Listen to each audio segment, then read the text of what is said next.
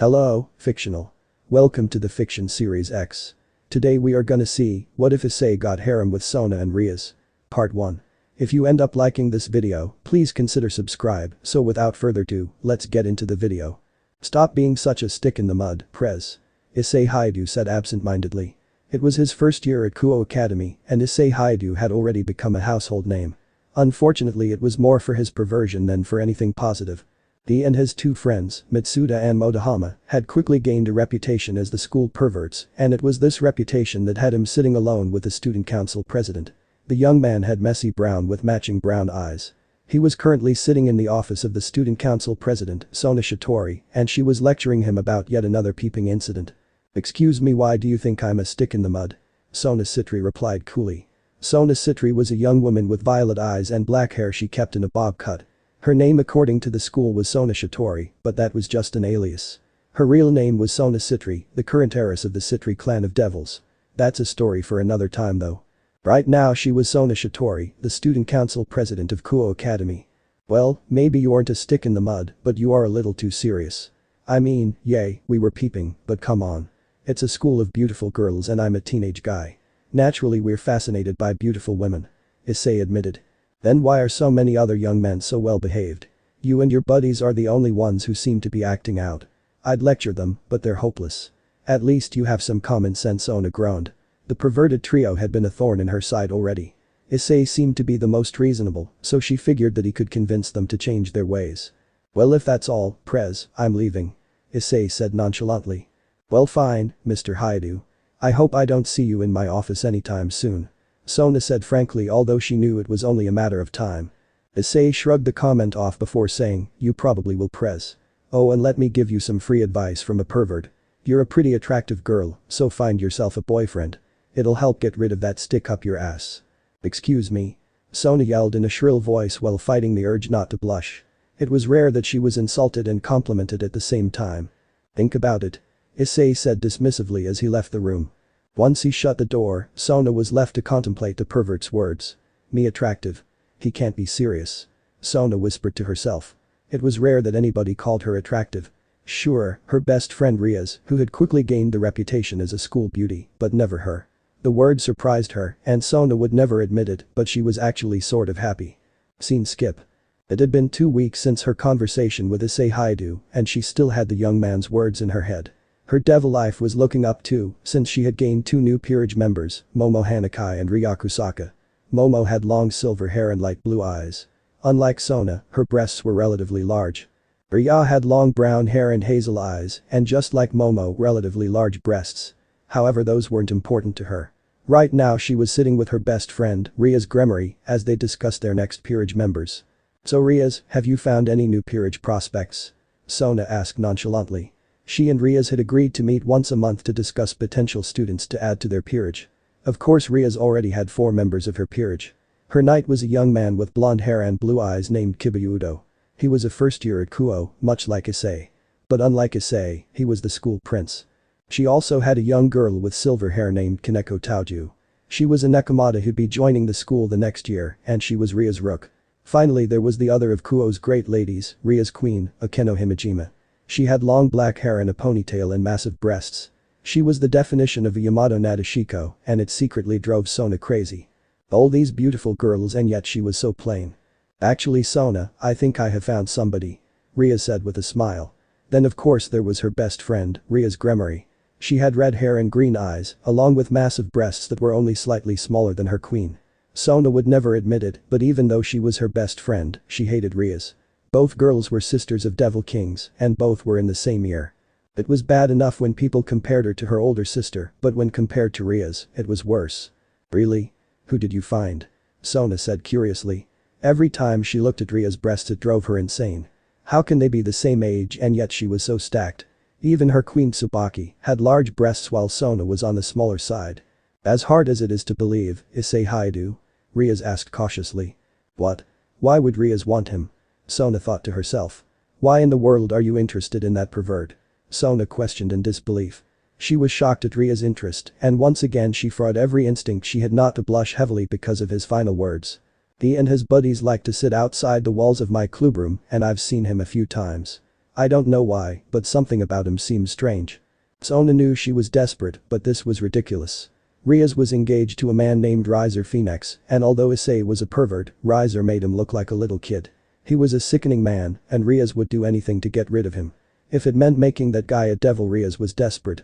Alright then, Rias. He's all yours. However, you should wait a little bit. Why is that? Rias asked in confusion. Sona groaned at how oblivious her friend was. Listen Rias, Issei is one of the least popular kids in Kuo Academy. If one of the great ladies approached him, it would cause a firestorm. We don't want people learning about the supernatural by accident. Sona revealed. What she said was true, but there was another selfish reason behind Sona's actions. You're right, Sona. Fine then, we'll wait till next year. Maybe his reputation will change by then. Rias accepted. Alright, then let's meet again in a few weeks. Sona said calmly. Now she was in the clear, and it was time to help out her best friend. Even if Issei Hyoudou was connected to the supernatural, there was no way she'd be able to beat Riser with it. So Sona was going to help lead Issei along. Scene skip.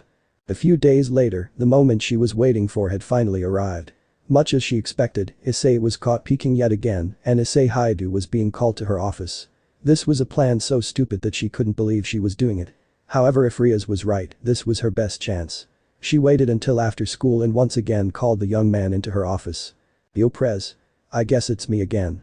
Issei greeted nonchalantly. It was like he was amused by this. Well, he wouldn't be amused for much longer. In fact, he might be rather aroused if Sona had her way. I can't believe I'm doing this, but here we go. Sona thought to herself. Sit down, Issei Hyoudou. Sona said in a tone far sharper than she had before. Yeah.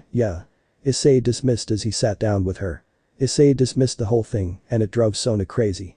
She wondered if Issei would be so dismissive if Rias was in front of her. Before we get started, I'm curious how much you know about magic. Sona said nonchalantly. Magic? You mean like magicians and crap? I know that they're mostly fake. Those guys use tricks and illusions. What if I told you that magic was real? Sona said smiling. I'd say you're out of your mind. Issei joked. Time for a little payback. Sona thought to herself. Okay then, so tell me what this is. Sona said smirking. A shocked Issei looked on as Sona cast a magic circle from out of nowhere, catching Issei off guard. Okay, so magic is real. What does that have to do with this conversation? Issei said calmly. Nothing, I just thought I'd tell you because I'm about to give you an offer you'd be a fool to refuse. Sona said with a devious smile on her face. You have my attention, Prez. Issei said calmly. Issei was a pervert, but something told him Sona would make things interesting. Sona smiled and got out of her chair. Take my hand. Sona said smiling. Okay then. Issei said nervously. This was getting strange, even for him, but he took a hold of Sona's hand. Good. Sona said smirking as she cast yet another magic circle, but this time she and Issei were the ones vanishing. Sona's private home. Where the hell are we? Issei said in complete shock. 1 minute he was at the student council's office, the next he was in a bedroom. It was a simple room with mostly books, and at the desk was a laptop computer. Of course right now he was sitting on the bed and Sona was standing up in front of him. Well, we're in my bedroom. Sona said with a sneaky smile. She couldn't believe she was going this route, but she figured it would be harmless. Okay, so what? We're gonna have sex or something?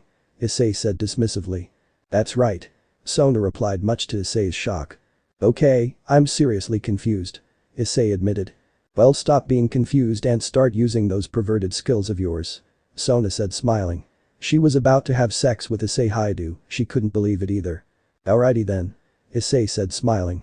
Sona wasn't exactly his top candidate for losing his virginity, but it's not like he was losing it anytime soon. As she lay next to him on the bed, Sona was quite disappointed, something Issei noticed immediately. What's wrong, Sona? I thought you enjoyed having sex with me? Issei asked in confusion. Sona blushed slightly since she had enjoyed herself, but she had failed her original mission. According to the information she had on sacred gears, the best way to awaken it was to use a strong stimulation. Her original plan was to seduce Issei and hopefully awaken the sacred gear and then start training him. If she didn't notice anything, she would erase his memories and use a special spell to restore her virginity. What she hadn't counted on was enjoying the moment so much and how calm it made her. Issei was right and maybe this was what she needed. I'm fine, it's just things didn't go as I expected. Now let's get dressed and return to the school. If we wait too much longer it could cause problems.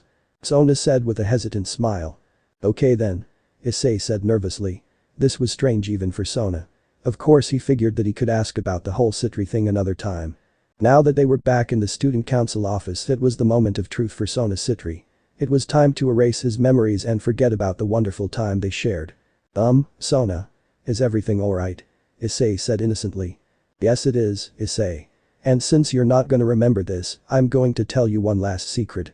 Sona said as she fought the urge to cry. Okay then. Issei said confused. My name is actually Sona Sitri, not Shatori. I'm a devil and I seduced you because I wanted to see if you had a sacred gear. Sacred gears are, Sona explained before Issei cut her off by placing his finger on her lips. Don't worry, Sona.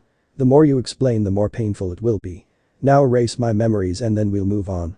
Sona couldn't believe how calm he was about it all. However, he was right. If she continued to explain herself, things would only get more difficult. Alright then, Issei. I'm about to erase your memories. Sona said calmly. Focusing her magic for the memory erase spell, she decided to give the young man one last kiss goodbye. Bye Sona. Issei said smiling as he held Sona one last time. Bye Issei.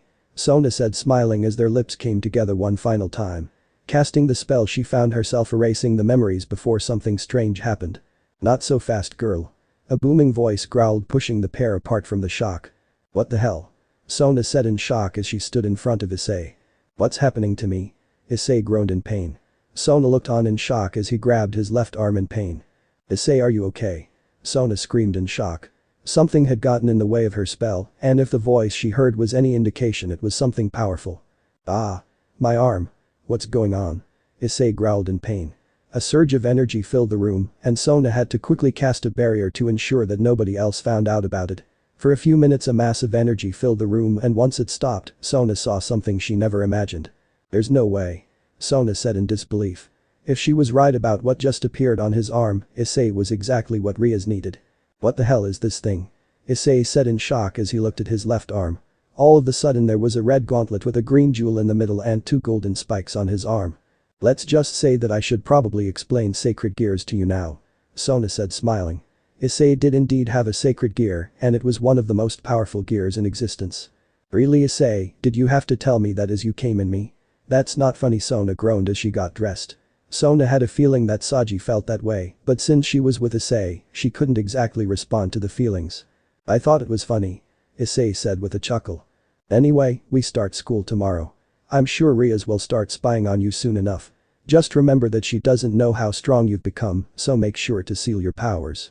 Yeah, I know. Issei groaned. Thanks to Sona's training, Issei was certainly a force to be reckoned with. He achieved Balance Breaker a few weeks ago, but since he was human, he could only use it for a limited amount of time. He figured that once he became a devil, things would work out much better. Of course, for the moment he left the house that Sona and he had been using for their secret meetings. It was a house that her family used when they were in Japan for devil business. Luckily for Issei and Sona that rarely happened. See you tomorrow, Sona. Issei smiled as he teleported back to his room using his own magic circle. Things were definitely gonna get interesting for him moving forward. Time skip. Drake, is it just me or is something very wrong with this picture? Issei said to himself as he sat on a tree near the kendo hall. A month had passed since the school year started and Rias hadn't approached him at all. In fact, he was fairly certain that Rias had been spying on him using Kaneko. You're right, partner. For some reason the Gremory girl won't approach you, and that spells trouble, Drake warned. By the way, those kendo girls are coming. You may want to sneak away before they start attacking. Issei followed the instructions and sure enough, the kendo girls found his buddies and started pummeling them. Something always bothered him about that whole situation. Mitsuda and Motohama always picked the same day and the same time to peek at the girls. For some reason, the girls never seemed to stop them and hadn't patched the hole. Well, that was another concern that he didn't need to worry about. Once the coast was clear, he sent a message to Sona saying that he wanted to speak with her. He figured he'd meet up with his 2 buddies in a moment, since it would do him some good to keep up the usual routine.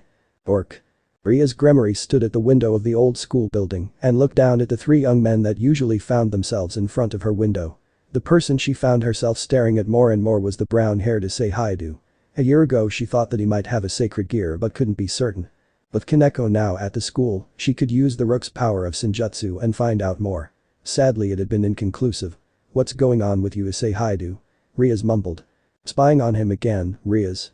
If I didn't know any better I'd say you had a crush. Akeno teased as she watched her king work. Spare me, Akeno. I think he has a sacred gear, but even after a year, I'm still not sure. Rias scoffed as she returned to their game. Well, Kaneko has been following him for a few weeks now and hasn't found anything. Akeno teased. I know, and I'm running out of time. Rias said calmly.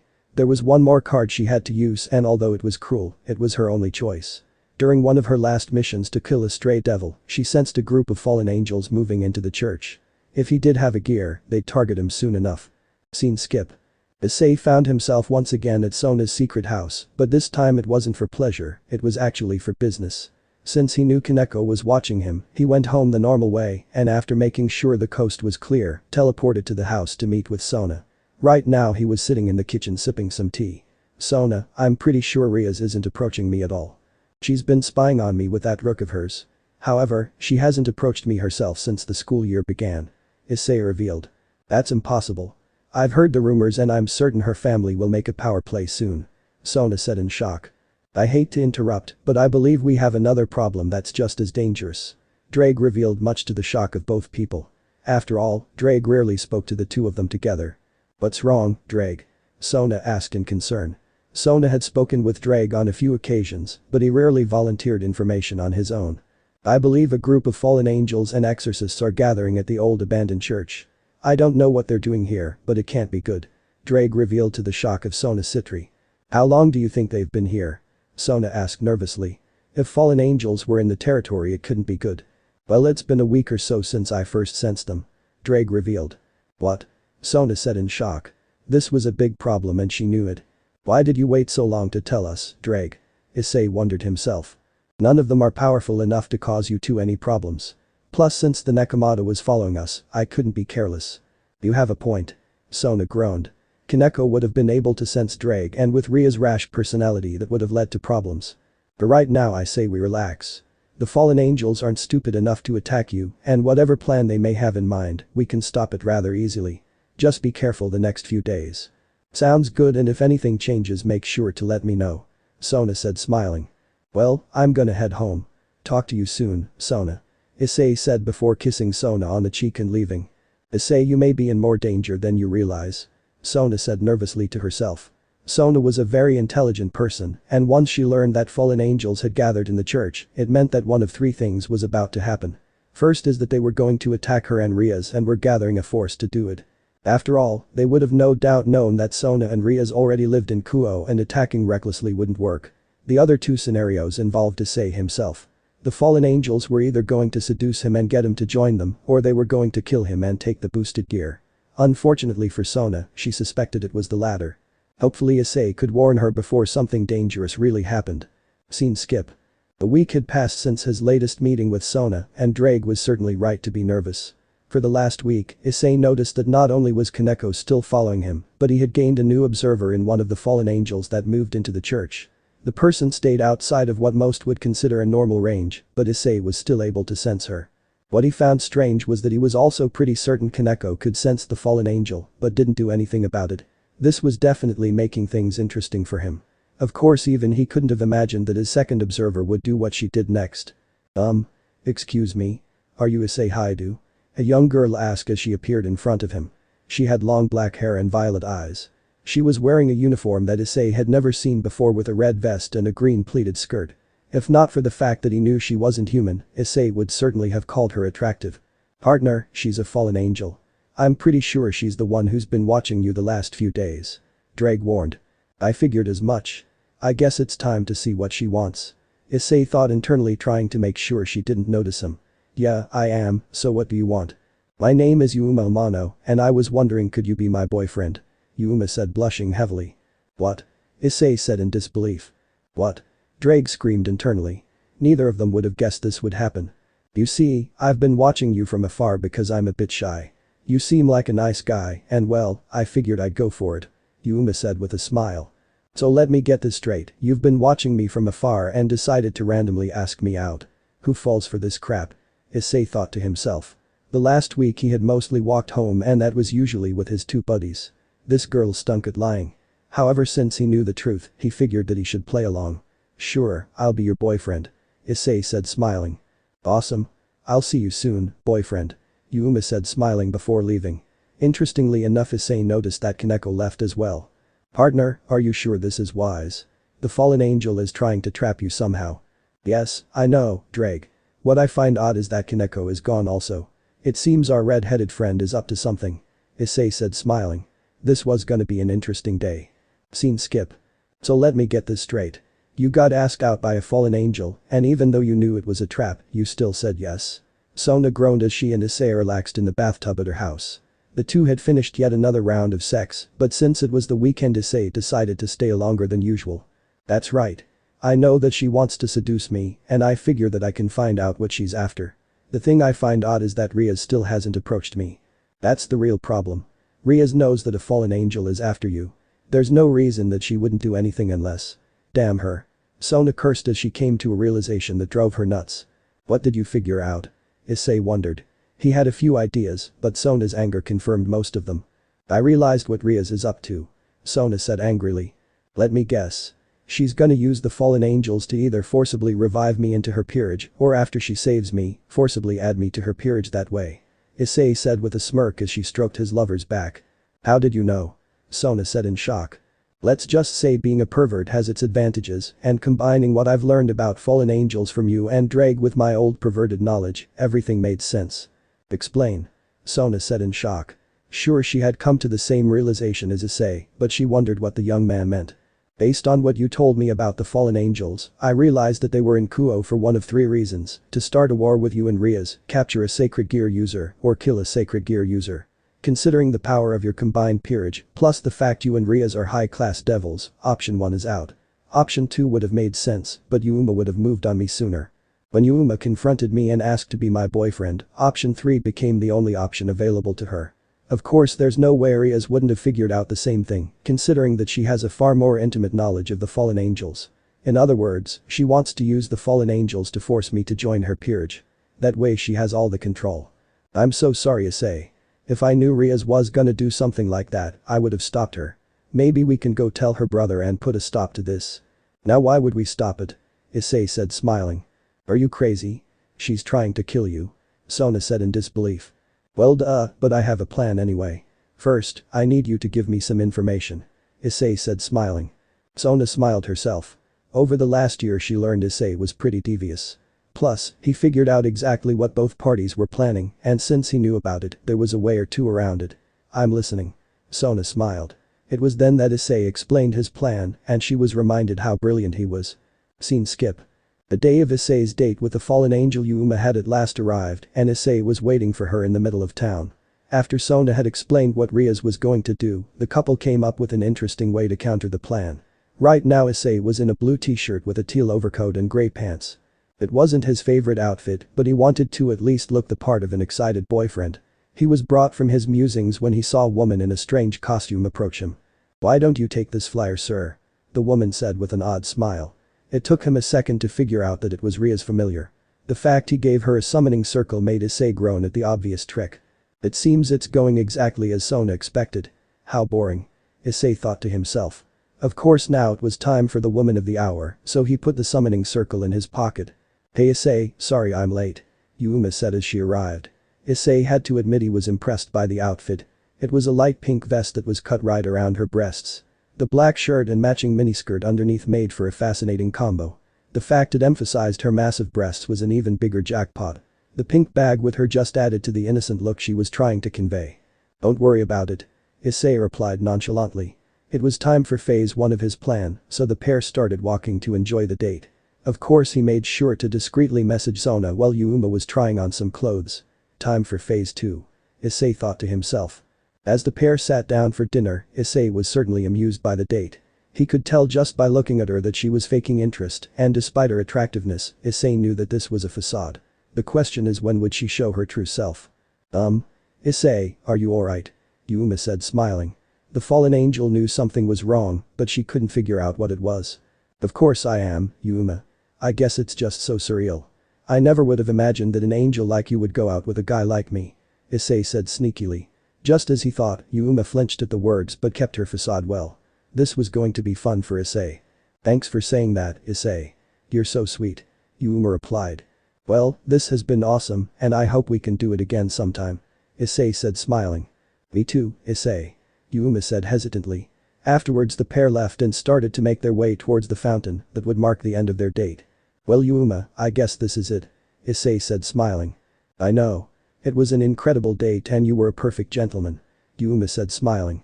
This was at the moment of truth. "Hey Yuma, before I go, I have one final question for you," Issei said smiling as he walked up to his fake girlfriend. "What's that, Issei?" Yuma said nervously as the young man got closer and closer. Every instinct in the fallen angel's mind was saying that something was wrong. However, it was too late. "Who do you think you're fooling with that acting job, Miss Fallen Angel?" Issei said smiling. "What?" Yuma gasped, but before she could create a spear she felt a massive spike in power and Issei slammed her in the gut with a punch that instantly knocked her out. As Yuma collapsed she looked up and all she saw was a cold expression in the peaceful eyes of the man she thought was so innocent. "What are you?" Yuma thought to herself before falling unconscious. With Yuma now unconscious, the time had come to complete the day's plans. Picking up his phone he contacted his black-haired lover who was waiting for his call. "Hey there, Sonia, the date went well. Yuma's unconscious right now. Should I bring her to the house?" "Okay, see you in a few," Issei said nonchalantly as he hung up the phone.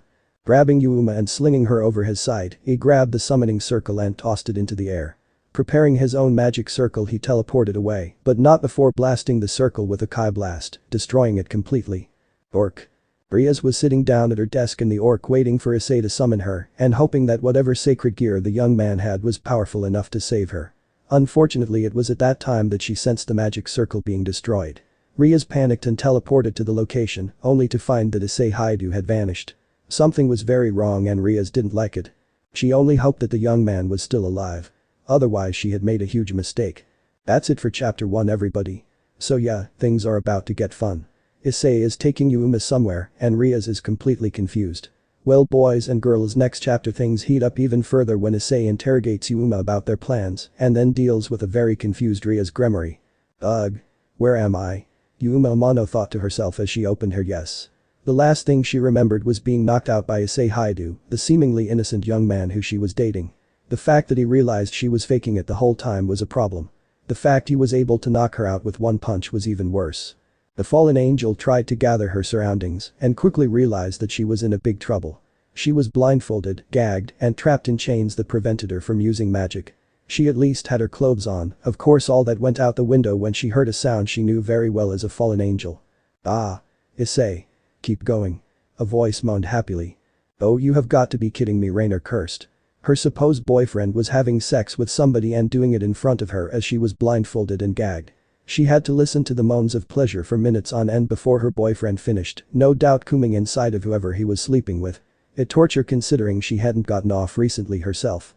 However, she endured it for now, since she had no idea what was coming next. "That was amazing, Issei," the girl in question said happily. "Thanks babe, but it seems my guest has woken up. I'll see you tomorrow," Issei replied. "Sounds good and don't worry, I'll deal with you know what," the person replied as she seemed to walk up some stairs. Yuma still had no idea where she was and what had happened.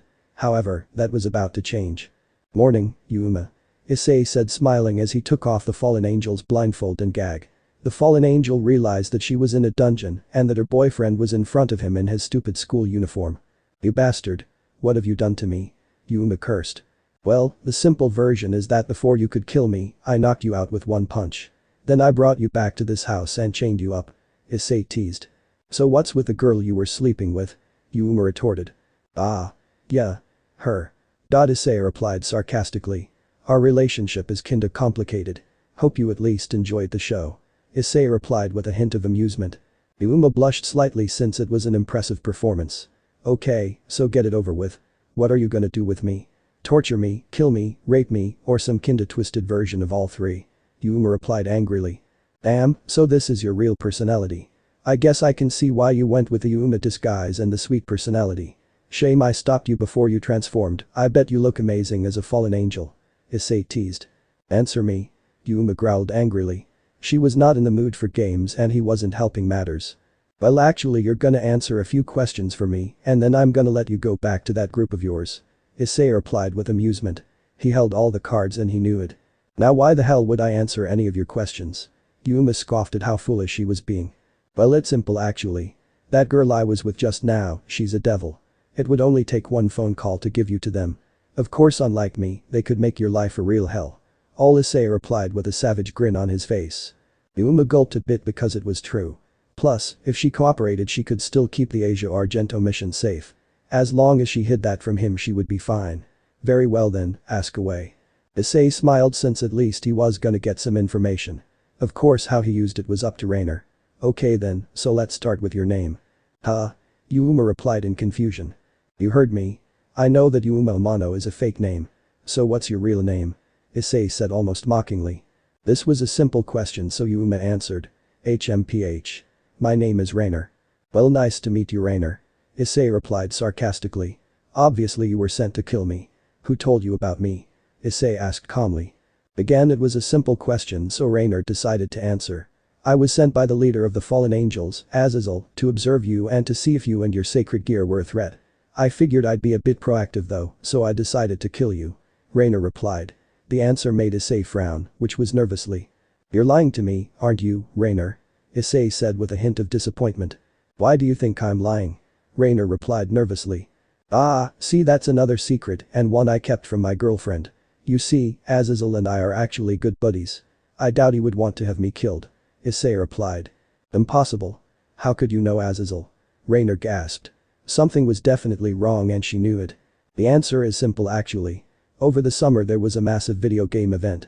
I ran into the guy there and we became fast friends. Of course he knows all about my real secret. Issei said smiling. You're lying. Rainer said in shock. This definitely caught her off guard.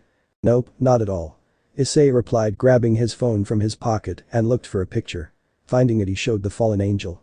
See, here we are together. Sure enough it was Issei and Azazel side by side. They were holding the doubles first place trophy for some game called Super Smash Bros. Brawl. Damn it, so he tricked me. Rainer cursed. Who tricked you? Issei replied with a devious grin.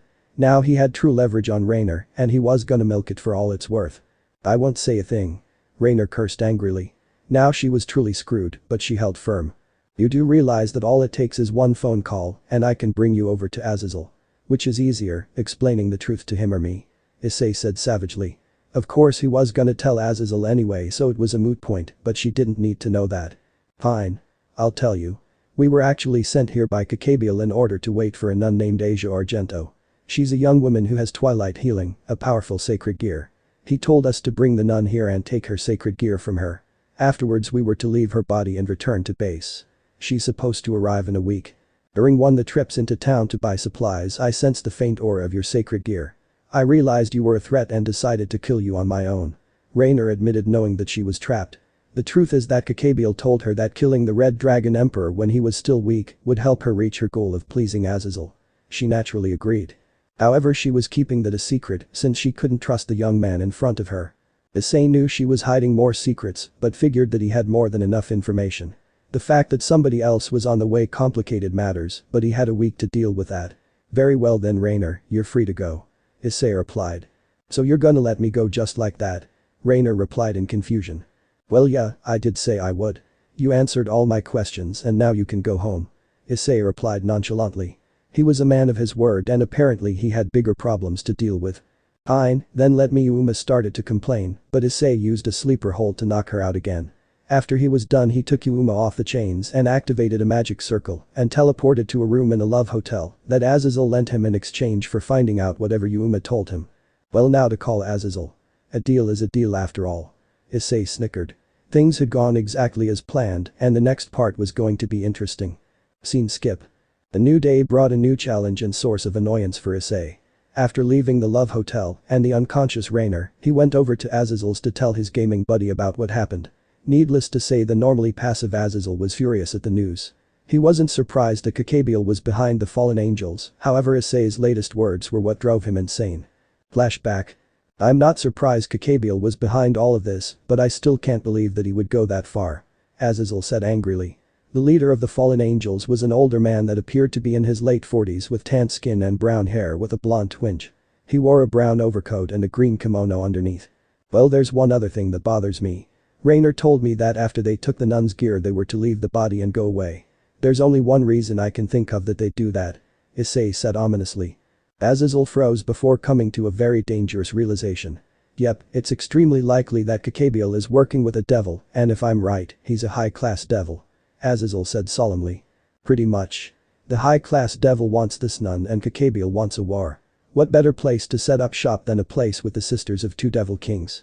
Devil kings that happen to be siskins of the highest order. Hahaha. That's right, kid. I guess all that pillow talk with that Sitri girl is paying off. Azazel teased. How did you know I was sleeping with Sona? Issei replied in shock. She called you when you were in the bathroom during one of our gaming sessions a month ago. I figured that you didn't want her knowing about me, so I hung up. That explains why I didn't remember the missed call. So you tell anybody about that? Issei wondered. Not at all. I'll keep your secrets as long as you don't tell anybody from the devils that I'm here. Not exactly a good look, you know. Humming from a guy who's sleeping with a girl whose sister could kill me with a flick of her wrist. I'd say that both of us are in danger. Issei chuckled. Care for another round of Smash before you go home? Azazel wondered. Sure. I believe our record is 498-497 in my favor. Issei smirked. Well, it's time to even it up. Azazel replied with a smile. The pair played Smash Brothers for a few hours and then Issei went home. By the way, their series was now tied at 510-510. It was a good day overall. Flashback over. As he reminisced on his fun with Azazel, Issei arrived at school and he wondered just what would happen next. He arrived at class with things being relatively normal, which surprised him, considering that he was so late. This is definitely Sona's doing. Issei thought to himself. Sona must have convinced Rias to let her handle Issei's supposed death. That meant that of course Sona did nothing, which worked out nicely for him. Yo dude, is everything okay? Mitsuda said in shock. Yeah man, are you alright? Motohama replied also. Yeah guys, I wasn't feeling too hot so I stayed home for a day. Sorry for the confusion. Issei smoothly lied. Sure, he could have told them the truth, but explaining that you skipped class because you were interrogating a hot fallen angel who tried to kill you after having sex with the student council president was insane. The rest of the morning went relatively well and Issei knew it was only a matter of time until Rias called for him. When the end of the day arrived, the moment Issei was waiting for had arrived. Who would have guessed that it was in the form of his worst enemy, well at least by the school's standards. Ah, excuse me, is Issei Hyoudou here? A male voice said as he walked into the classroom. The young man had blonde hair and blue eyes. His name was Issei Hyoudou and according to many he was the school prince. Ah. Kiba-sama is here. One of the girls swooned. Wait a minute, why does he want to see Hyoudou? Another girl said in shock. I'm right over here. Issei replied sarcastically. This was certainly more interesting than he expected. Kiba walked over and Issei was certain that as long as he played things right, he would be a devil very soon. On behalf of Rias Gremory, president of the Occult Research Club, I'd like to extend an invitation for you to join the Occult Research Club. Very well then, I accept. Issei said smiling. Issei, what in the world is going on? Mitsuda said in shock. I made some comments on a popular occult website and I accidentally used my real name. I'm guessing Rias saw my comments and found out that she had a fellow occult fan on her hands. Alright. Mitsuda said hesitating. But that the pair left and Issei and Kiba made their way towards the old school building where Rias was waiting. As they made their way to the Occult Research Club, Issei smiled since he could only imagine what Rias would do now that she knew he was alive. When they finally arrived at the Orc, Issei groaned internally at the way this was set up. Okay, the candles and all that make sense, but seriously, this is ridiculous. Issei thought to himself. As he looked at the opulent room, it felt almost like the bedroom of some rich socialite. Considering Ria's actual status, that was a tad ironic. Of course that wasn't the only thing that made the young man groan. Sitting on the couch was the silver-haired Kaneko Taoju, who was enjoying some sweets. Of course, Issei was well aware that Kaneko had been stalking him the last few weeks, but he wasn't going to say anything. So this is the mysterious Issei Hyoudou, huh? Akeno Himejima said smiling as she walked up to him. She had heard Sona complain about it so many times, but seeing it in person Akeno was truly stacked. Yeah, hi. So where's Rias? Issei replied calmly. He couldn't see the red head, which was not a good sign. The person in question appeared from another room. Ah. Sorry about that, I was trying to work on some homework before you got here. Rias said innocently as she walked into the room. Sounds good, so care to tell me why you've called me here, Rias? Issei said nonchalantly. He didn't care enough to use all the formalities, so he got straight to the point. This is why. Rias said with a smile. All of a sudden the four people in the room all had odd bat wings sticking out of their sides. Okay. So what's with the wings? Issei replied nonchalantly. Of course, since Issei had been sleeping with Sona for the better part of a year, he was aware of the devils and their wings, so it didn't surprise him, but he had to play the fool. Note to self. Get Sona to have sex while her wings are out. Issei thought to himself, figuring that it would be fun. I'd say you already know all about us. Rias smiled. What do you mean by that, Miss Gremory? Issei replied smiling. This was gonna be a game of who blinks first and he loved this game. Akeno, if you please. Rias said smiling. Ifufu, this is so fun. Akeno said smiling. Uh-oh. Issei said nervously as he could sense the magic power quickly building up in Akeno. He now had a choice. Stay where he is and most likely eat a lightning attack or dodge and reveal himself. Considering that Rias wanted him on her side, he knew this was a test. So he stood pat. Sure enough, the lightning attack moved to the side just before it was going to hit him. Nice magic trick, Himejima-senpai. What else you got? Issei replied smiling. Enough. Drake yelled out as the boosted gear appeared on his left hand. Unbelievable. So you have the boosted gear? Rias said in complete shock. Would you have to go and do that, Drake? Our game of chicken was getting fun. Issei whined slightly. Because you two were going to do this little dance all day if I didn't step in. Plus this one has all the markings of a sadist and I know how much pain you can take. Ah. Issei groaned. Well, I have to admit I never expected you to have the boosted gear. Rias said with a pleasant smile on her face. Well yeah. That at least saves you most of the explanation about the supernatural and the boosted gear. So now you know my secret. Issei said dismissively. True, but I don't know how much you know. Rias said with a wry smile. Well, I know enough to know that Kaneko here has been spying on me for the better part of a month. What I don't know is why you sought me out of all people. Issei replied, causing Rias to wince slightly. Of course he was well aware of Rias' intentions, but he wanted to keep his relationship with Sona a secret for now. Rias groaned because she was trapped. Deciding that the truth was a bad idea, she went for an alternative truth. You see, my goal is to become the strongest devil in the rating games. Rating games, by the way, are special tournaments for devils. In order to do that, I need powerful peerage members. I could tell that your sacred gear was powerful, so I decided to recruit you. However, I never imagined you'd be the Red Dragon Emperor. I see. Issei replied. Of course he knew she was lying, at least about how much she knew about him. This game of cat and mouse was not interesting. So there you have it. Will you join me, Issei Hyoudou? Rias asked calmly. Inside she was incredibly nervous. Her original plan had failed and she could tell that Issei was holding back some information. Yes, I will, Rias. Issei replied calmly. After all, this was the plan all along and Sona fully expected him to back up Rias. So how exactly are you going to reincarnate me? Issei said with a relaxed smile. Rias was worried about how nonchalant he was acting but decided to worry about it later. I'm going to use these. Rias said smiling as she grabbed a small pawn piece. Chess pieces? Are you kidding me? Issei replied sarcastically. This is called an evil piece. Once I place it in you, I can make you my servant. Rias said calmly. Is it really that simple? Issei replied calmly. Well, if you're the Red Dragon Emperor. I'm pretty sure I'll need all 8. Rias said smirking as she grabbed all 8 pawn pieces. With all 8 pieces she walked in front of Issei and focused her energy. Soon the 8 pawns flew into Issei and at last he was her pawn. So that's it, huh? Issei said, smiling almost nonchalantly at the new power flowing through him. Rias was shocked at how calm he was. He just took 8 pawns of power like it was nothing. Normally getting all 8 pawns to focus on him at once would cause major damage to his body. The fact he was still so calm meant he had some serious power. Yes, that's it. Now you're my pawn. Rias replied smoothly, though on the inside she was definitely scared. If that's all, I'll be on my way. Issei said smiling. Wait a minute, Issei. Don't forget to come back tomorrow for your first day as a devil. Rias yelled out. Got it? Issei yelled back as he left. Rias watched for a moment and waited until Issei was long gone before she turned to her queen. Hiba, Kaneko, why don't you guys head home? I need to talk to Akeno alone. Rias instructed, emphasizing the last part.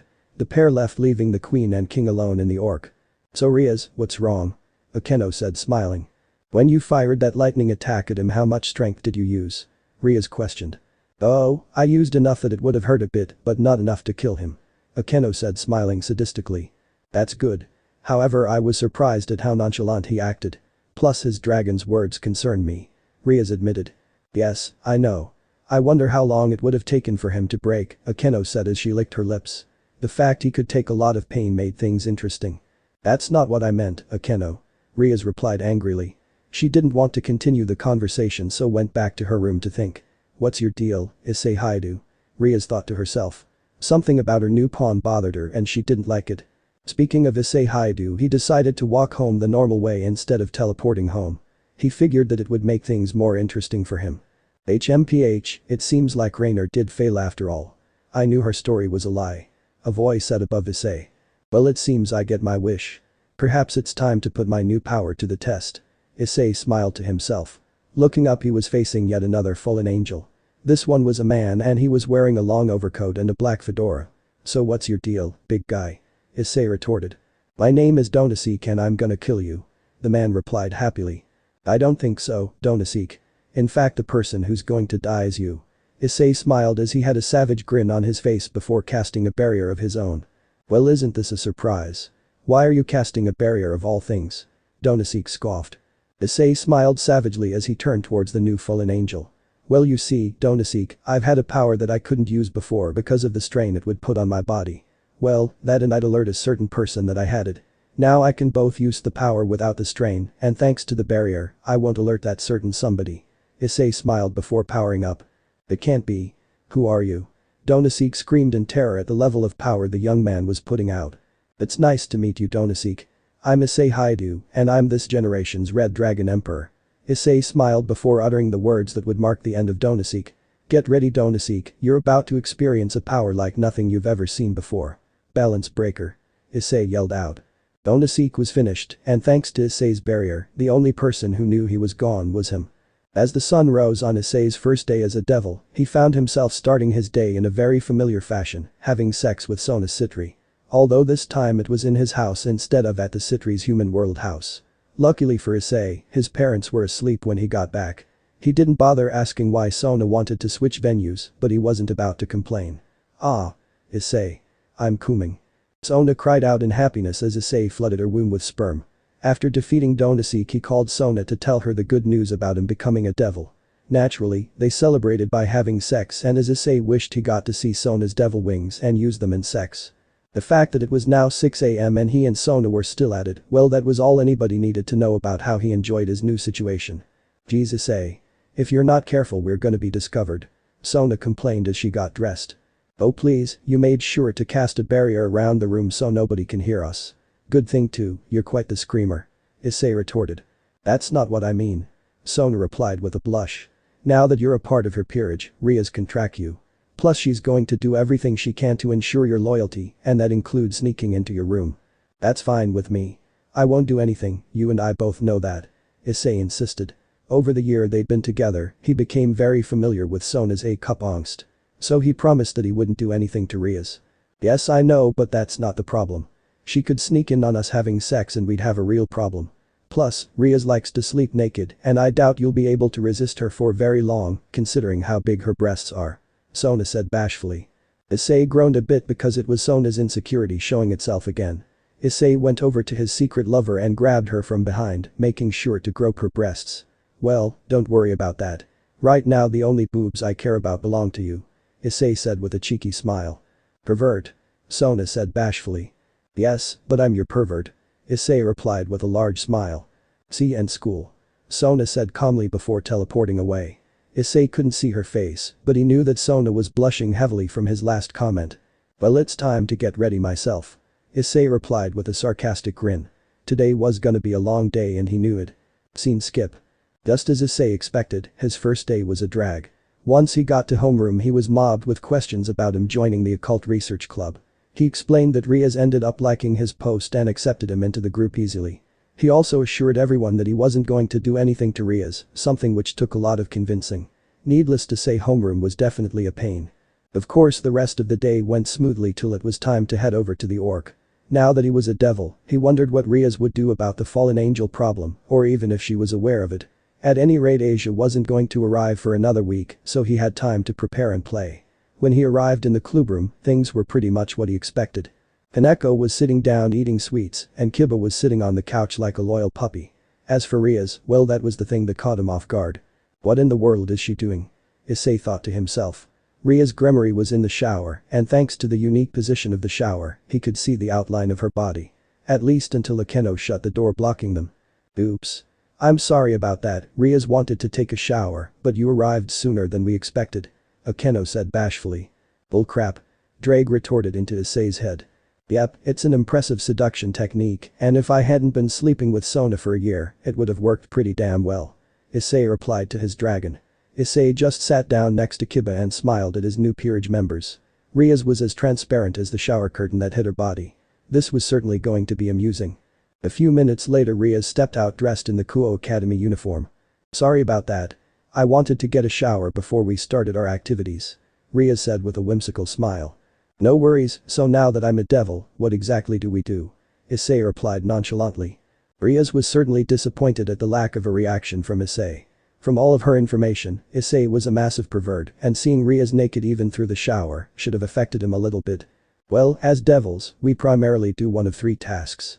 The first is hand out and fulfill contracts, second we fight against any stray devils or devils that don't have a peerage, finally we fight in raiding games. Luckily for us we don't have to worry about the third one and we didn't receive any word about stray devils, so your job is contracts for now," Rias revealed. Issei smirked since Sona explained all of the stuff she just said to him, but he continued the ruse, "So how exactly do these contracts work?" Issei asked. "Well, they start with these." Rias smiled as she took out a piece of brown paper with the Gremory symbol in the middle. Of course Issei knew about it since he got one on her date. "My familiar hands out these pieces of paper to people we see in the streets. Then I use those pieces of paper to assign contracts." "I see. So what kind of contracts does everybody typically do?" Issei asked innocently. What makes you think that I assign specific contracts to people?" Rias asked innocently. "Well, it's pretty basic. As king, you probably look at the requests that people want and assign somebody who's best suited to those tasks. That ensures that you get a successful contract. Pretty smart for a pervert," Rias replied sarcastically, although it didn't bother Issei. "Kiba usually gets old housewives since he's a bit of a gentleman. Akeno gets older businessmen. I guess seeing a beautiful young woman like her helps out.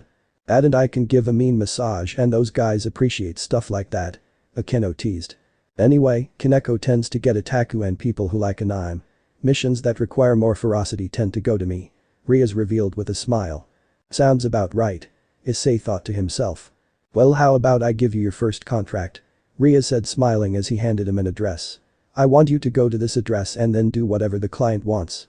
Make sure to get compensation for whatever you ultimately do." Issei looked at the address and had to stop himself from face-palming. It was a very familiar address to him and that meant his buddy was screwing with him. "Sounds good to me. If you don't mind I'm gonna walk over there."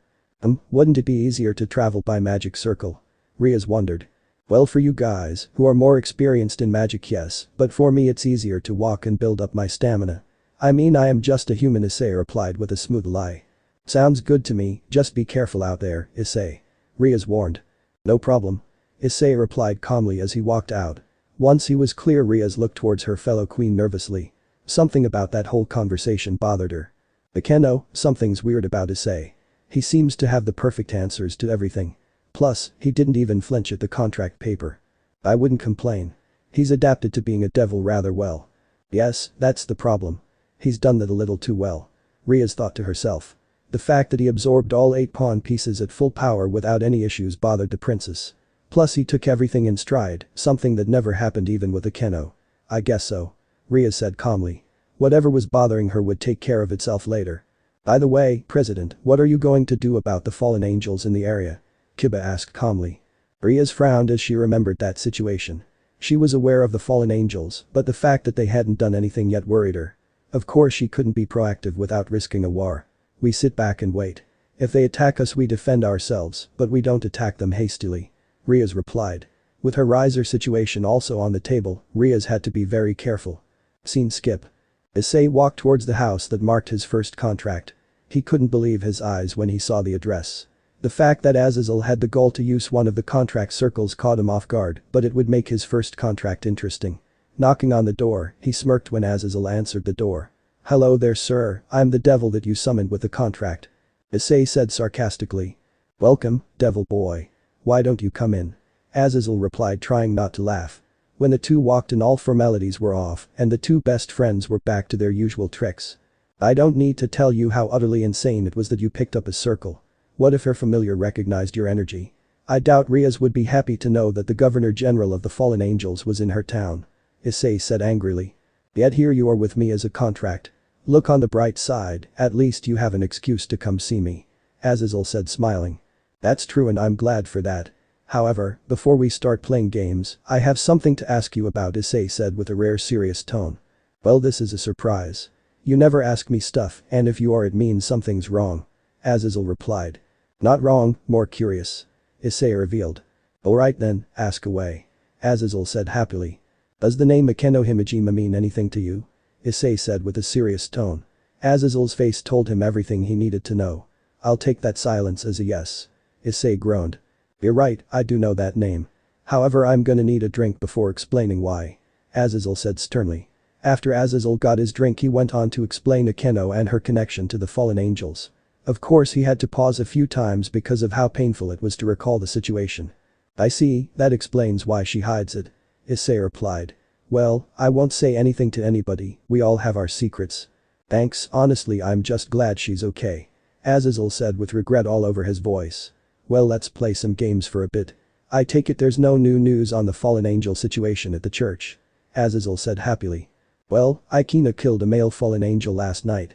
Issei replied with a calm smile considering who he was talking to. Geez, you're gonna make things troublesome for your new master. Azazel replied almost in disbelief. Well, she deserves it.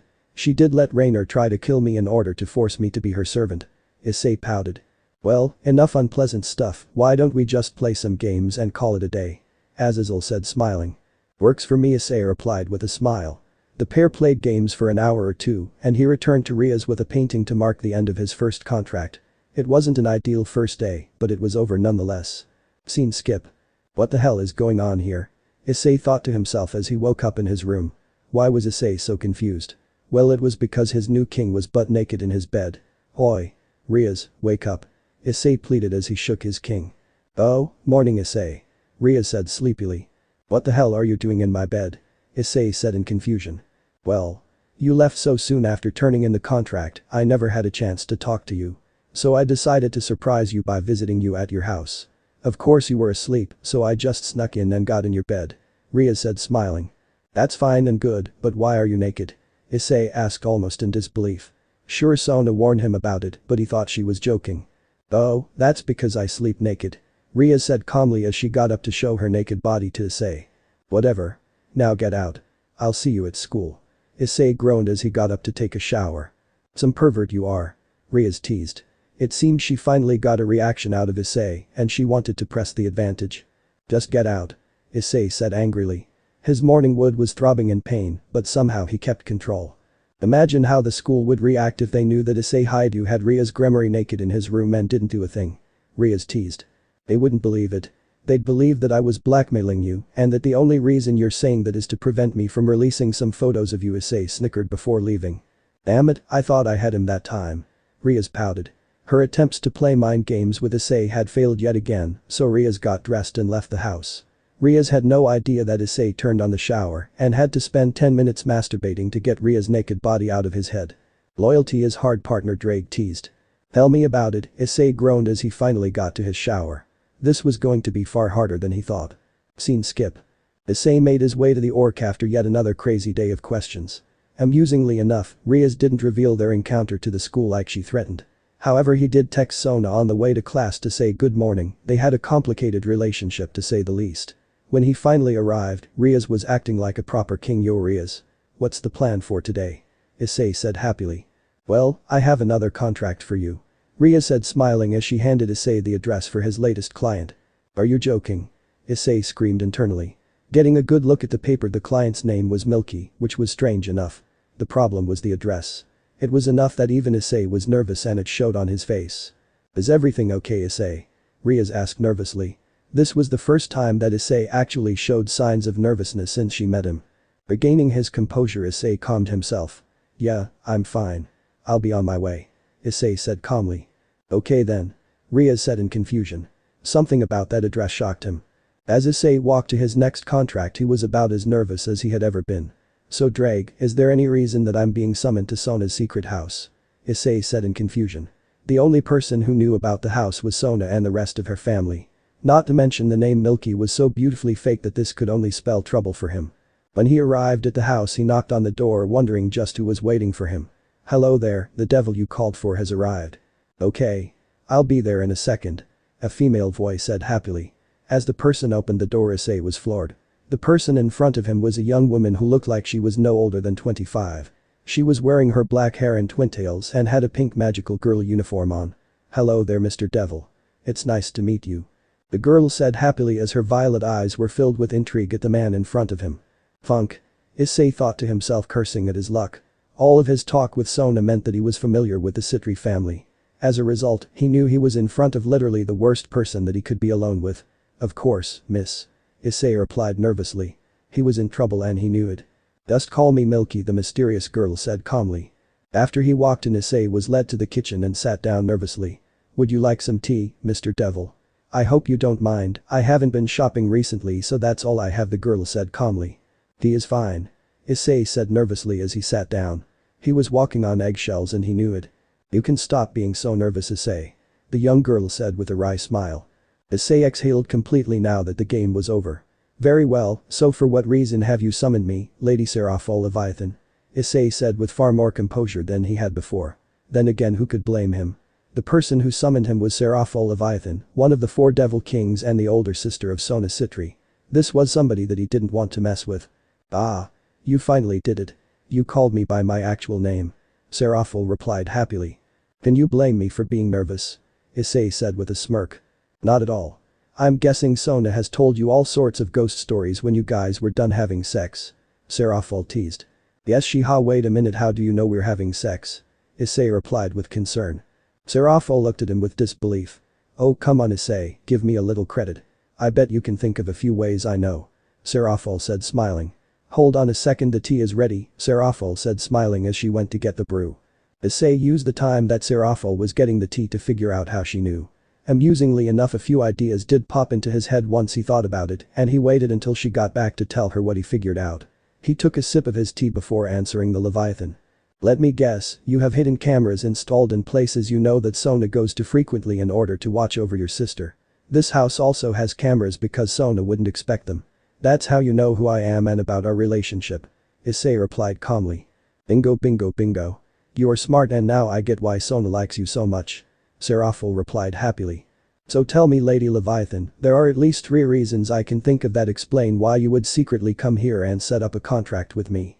The first is that you want to find out more about the man who charmed your sister. Second, you know about the fallen angel that I put in the basement a few days ago, so you want to find out as much as you can and determine if I made the right move in letting her go. Third and finally, you're hiding from work and you figured why not come to Kuo and accomplish goals 1 and 2.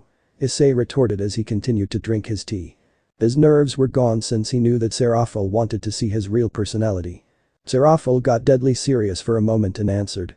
Well done, you are smart.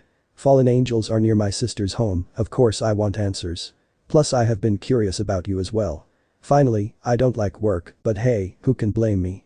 Seraphol admitted with a scowl. The Leviathan hated paperwork, but she was going to have to return soon enough. Well, I'll answer all the questions that you want to know.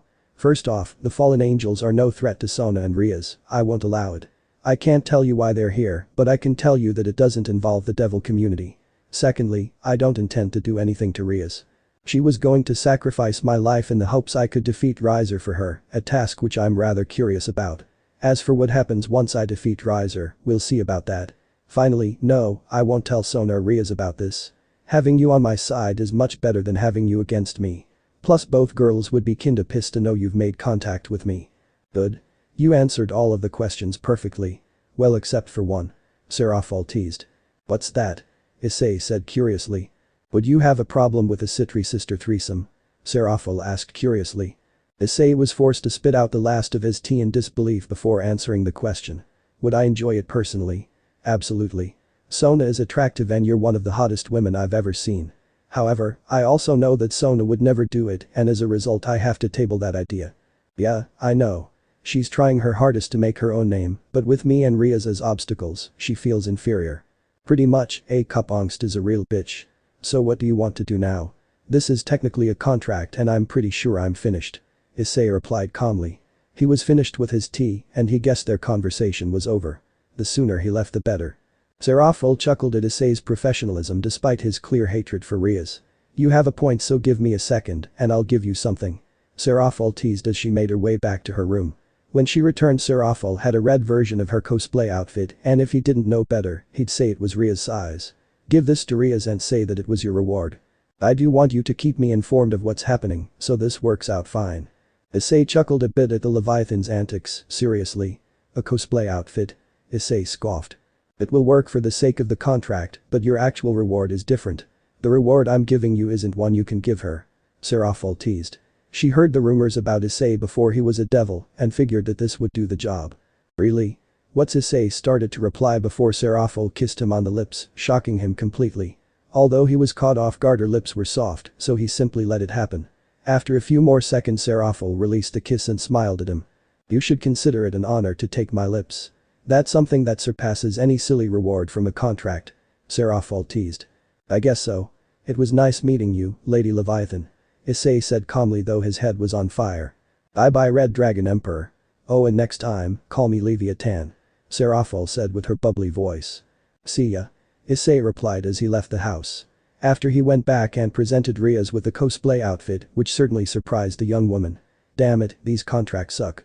Issei thought to himself as he walked home. Don't complain, partner. Considering that the Leviathan decided to kiss you instead of kill you, I'd say you're doing okay. Drake teased. I guess so. By the way, we definitely aren't telling Sona about tonight. Issei groaned. The contractor that kissed Drake teased. Both Issei said firmly. Well, I guess now you need to start focusing on that nun. Drake said calmly since the fun part was over. Yeah, I know. She must be something special if the fallen angels are going through this much trouble to get here. Issei replied. Things were certainly getting interesting for Issei, and he didn't like it. Sona never told me that devil life was this freaking tedious. Issei groaned as he walked to yet another day of school. He had been a devil for about a week now, and it was fairly amusing. On his third day as a devil, Issei went along for a stray devil fight, and their opponent was every bit as ugly as he expected. Rias explained the powers of her various pieces, and he got to see a small bit of what they could do. Much as Issei expected, Akeno was the second strongest, and while Kiba and Kaneko were strong, they were not nearly as strong as Akeno. Of course, none of them were as strong as he was, and he was going to hide his power as long as he could. Next came more contracts, and although he hadn't heard from Serafal yet, he still spoke with Azazel. Well, partner, what did you expect? Drake scoffed. I don't know, I guess a little more action. Though I have a feeling I'll get my wish soon. Issei said with a smile. According to the information he got from Rainer, Asia Argento would be arriving soon, and if he somehow got a hold of her, then he could really have some fun. Ah. I'm so clumsy. A person said near Issei. Naturally he turned to investigate, and both he and Drake were amused by the result. Hahaha. Ask and you shall receive, partner. Drake chuckled. Tell me about it. Issei replied. Making his way towards the person in question, he could only smile as Asia Argento appeared in front of him. She was wearing a blue nun's outfit and he could sense the faint holy power. Excuse me, miss, are you alright? Issei said kindly as he grabbed the soft hand of the girl and pulled her up. Thank you very much. The girl said as Issei finally got a good look at her. If there was any doubt before, the blonde hair and green eyes confirmed it. The fact she was speaking in Italian didn't hurt. Asia Argento is mine. Issei thought to himself with glee. What's your name, miss? Issei asked calmly, though he knew the answer. As a devil he naturally knew all the languages, so speaking to Asia was a simple task. My name is Asia Argento. I'm a nun that's supposed to join the church in this town. Unfortunately I got lost. Asia replied, slightly sheepish. Poor girl, she's been sent here just to die. Drake said solemnly. Yes, but I'm gonna save her. Issei replied internally. Well, I'll take you there. Please follow me, Issei said calmly. As they walked, the dragon inside him stirred. He couldn't quite explain it, but something made him want to protect her. They stopped for a moment as Asia went over to a young boy whose knee was scraped. Issei looked on in shock as the young girl put her hands out, and Issei noticed a green light come from a ring on her hand and heal the boy. So that's Twilight healing, huh? Issei thought to himself. Its healing ability was even more impressive than he expected. Sorry about that.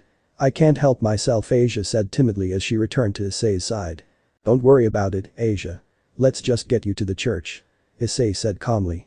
He really didn't want to send Asia to Rainer and her fallen angel cronies, but it had to bed one.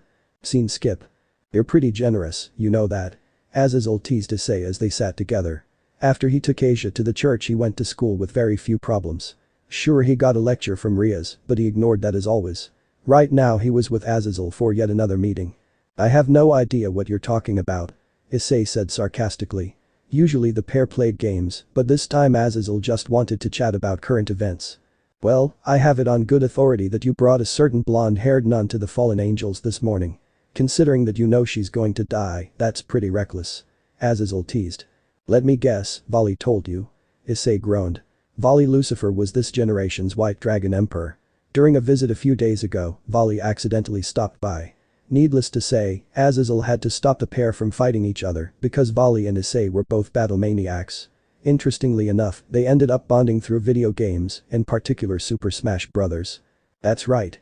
I know that you can't do anything, so I've had Vali observing the church and he's prepared to act on my behalf. He knows how to avoid detection from all parties involved, so nobody That's good. I can't do anything for now and it's rather annoying, Issei said calmly. Unfortunately, it was at that moment that Issei got a call on his phone from Rias. Hello. When is she okay? I'll be there in a second. Issei hung up nervously and had a pale expression on his face. Trouble in paradise. Azazel said sarcastically. You have no idea. One of Kaneko's clients was attacked and killed by a psychotic priest and she had the unfortunate displeasure of running into him. That's not good. Azazel said nervously. Luckily for him, Vale wasn't around because one of his teammates wouldn't have been too pleased at the news. No kidding. She was struggling to win, but fortunately our nun friend bought her enough time for Rias to arrive, Issei admitted. Well, I suppose it's not all bad then. Azazel said happily. Explain how that's not all bad. Now, Rias knows about Asia and there's an exorcist in play as well. Well, you now have a valid excuse to send Rias towards the church and you can finish them off at your leisure. Azazel admitted. For a guy who leads the fallen angels, you seem pretty nonchalant about us destroying some of your soldiers. Issei replied in shock. Give me some credit. This is a rogue group and I can't have that with everything that is at stake. Azazel revealed. Well, I better get going. Issei said reluctantly. In the end, Azazel was right and it did give him an excuse to destroy Rainer and the rest of her group. Scene skip. So why exactly did you call me out here, Issei? Sona asked in complete confusion as she and Issei sat at a cafe. After all, it was the day after Kaneko was attacked and Issei was sitting with Sona in a cafe. She and Issei rarely met in public and this was certainly strange. And a guy ask a girl out on a date? Issei said with a smile. Sona blushed slightly but quickly realized he was up to something. He could, but you and I have had a secret relationship for some time and you haven't done this. Spill, Issei, what's going on? Sona said angrily. Tsubaki had grown more and more suspicious of Sona's actions, so she was taking a big risk. Plus she heard about Kaneko being attacked from an irate Rias. Well, things are a bit more complicated than I care for. Issei said nervously. He hadn't told Rias about his dealings with the fallen angel since he didn't trust her. Plus he wanted to hide his true power for a bit longer. Explain. Sona said nervously. Issei nodded before explaining what Rainer told him about the nun and about her power, along with his dealings with Donosik. Needless to say, Sona was pissed. You idiot. Why didn't you tell me all of this earlier? Sona screamed, causing everybody to look at her strangely.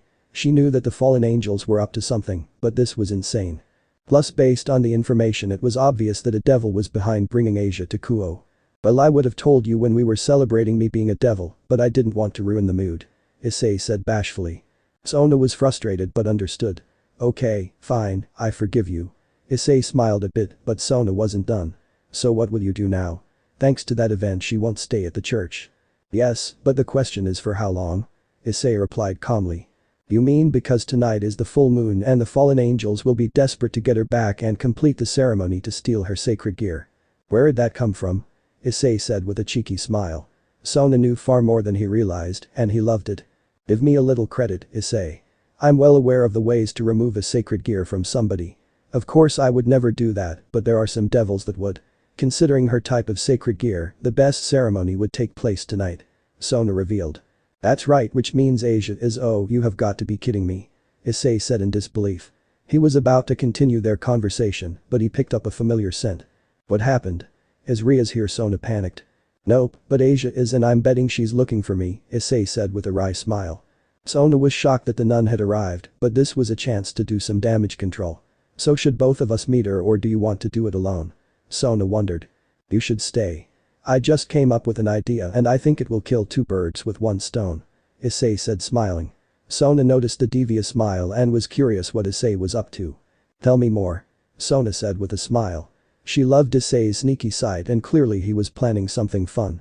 When he explained the plan, Sona was amazed at the plan and the pair waited for the nun to arrive. Issei, is that you? Asia said in a mix of nervousness and happiness as she arrived at the cafe. Happiness because she saw the person who helped her, but nervousness because he wasn't alone. Hey Asia, is everything okay? Issei said calmly. He knew something wasn't, but he had to at least pretend that everything was working out. Issei, who's this girl? Sona said sternly, playing along with the ruse. Well Sona, this is Asia Argento. She was a nun that was sent to the church in the town. Issei said calmly. Oh. I'm sorry to interrupt your date. Asia said bashfully. You didn't interrupt. We were about to leave, Sona said with a smile. Hey Asia, me and Sona were about to go to an arcade. Do you want to join us? Issei said with a smile. An arcade? Asia asked, confused. Don't worry about it, just come along. Issei said calmly as he grabbed Asia and brought her along with Sona. The three went to an arcade and played around, though it was mostly Sona and Asia, with Issei paying for everything. All the fun made Asia's stomach growl, so the three went to a hamburger joint to get Asia some food. This has been an amazing day. Asia said happily, though there was a fair bit of melancholy in her voice. What's wrong, Asia? Issei said calmly, recognizing that something was wrong and continuing to play along. It's nothing. Asia said dismissively. Come on Asia, we're all friends now. Sona added on, playing the role that Issei asked her to play. Friends? Asia said timidly. The young woman hadn't had friends before and now she had two. Yes, friends. Issei confirmed. Thank you so much. Asia said, holding back the tears in her eyes. Asia, do you trust me? Issei asked calmly. This was the moment of truth. Of course, you're my friend. Asia replied. Good, because I'm about to change your life forever. Issei said with a small grin on his face. How? Asia said in confusion. Well, you see, I haven't been 100% honest with you. Issei said nervously. This was the moment of truth and he was gonna tell Asia everything. Sona secretly cast a privacy barrier around them so they could do the next step of the plan. What have you been hiding? Asia said nervously, having sensed the barrier come up. This. Issei said sternly and revealed his devil wings. Issei-san is a devil, Asia exclaimed. Not just Issei. Sona said calmly as she revealed her devil wings as well. What's going on? What do you want with me? Asia said in shock. Considering her past, the idea that her first friend was a devil bothered her. Asia, we won't hurt you. I just want you to listen to what I have to say. Issei said calmly. He didn't want to scare Asia, but this had to be done. Asia was certainly nervous, but she took a second to think about it. Okay. You are my friend after all. Asia decided. Good. Issei said calmly. The moment of truth had arrived and he could only hope that Asia went along with the plan. Scene skip. Rainer POV. Humans have this weird saying, when life gives you lemons you make lemonade. Well, with all the lemons in my life I could make a few hundred pitchers of lemonade. First I get tricked by that guy I was assigned to track and kill. Then while he interrogated me, I found out I was tricked by Imperial-samaB. For some reason he let me go and I had to return to the base in disgrace. Of course, when I arrived back at the base, my fellow fallen angel Donasik sneered at the fact I took so long and I had to pretend the seduction took longer than I expected. The guy never trusted me and of course he decided to go and find out. Of course he didn't return to the base for a few days, which meant that the devils took him out. Things seemed to be looking up for me when Asia Argento finally arrived at the base. Of course, wouldn't you know it, that perverted bastard Fried screwed it up. Going on one of his hunts, he ran into one of the devils and not only did he fail to kill her, but the devils arrived and he lost track of Asia. Now I'm out here hunting the girl and I have to avoid the devils. Hopefully the brat is somewhere close. The ceremony is tonight and I'm not in the mood to play around. I've come too far to quit now. Miss Rainer. We found the nun. One of the exorcists that came with me revealed. Finally things were looking up and hopefully this would be what I need. Of course I follow him and what do I find but my ex-boyfriend is walking with her in the middle of a park. This is absolute bullshit. I thought to myself in disbelief. When he punched me I got a brief glimpse at his strength, so I know that he could take out all of us without even trying. Should we prepare a barrier and attack the human? The exorcist said confidently. No, that won't work, I replied. Instead I came up with a new plan. If I'm right I can get out of this safely and get Asia back. Normal POV. Issei and Asia left Sona a few minutes ago and were taking a walk in a nearby park. After a while the pair took a chance to relax near a small pond that had large white pillars around it when Drake gave Issei the signal he had been waiting for. There were a few people in the park with them, so things were definitely going to get interesting. Partner, she's here. Drake said calmly. Yeah, I know. And she brought a few friends. Fortunately, they're no match for me and she knows it. Issei replied. Rainer was surrounded by exorcists and Issei could tell they were waiting for orders. I'm surprised that she's going for the direct approach. No worries, it's actually better this way. Issei replied with a smirk. Be careful, partner. Fallen angels can be tricky. Yeah, I know. Issei scoffed, knowing that he had it covered. Issei, is everything alright? Asia said nervously. Yes it is. Issei replied calmly. On the inside he was thrilled when Rainer walked up to them in her Yuma disguise, complete with the same outfit from their date together. So that's her game, very clever Rainer. Issei thought to himself, having seen through his old girlfriend's plan. Hey there Issei, how are you doing? Rainer said, smiling, although on the inside she wasn't nearly as glad to see him. I'm doing well, Yuma. How have you been since we broke up? Issei said, smiling, his joke making the fallen angel rather angry.